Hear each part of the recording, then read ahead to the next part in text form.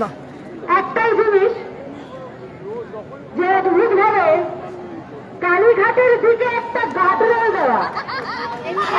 লজ্জা লজ্জা লজ্জা লজ্জা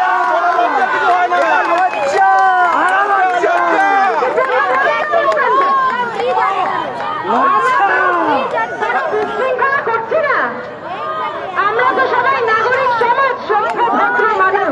তাতেও ভয়, তাতেও ভয়। গার্ডরেল তাহলে সব দিকে দিন। এই গার্ডরেলটা কেন, এই লৌহ ব্যাপারটা কিসের জন্য? সাধারণ মানুষকে এতটা ভয়?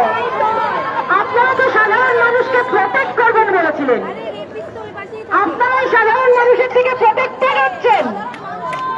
অদ্ভুত লাগে, প্রশাসন হাসি পায়।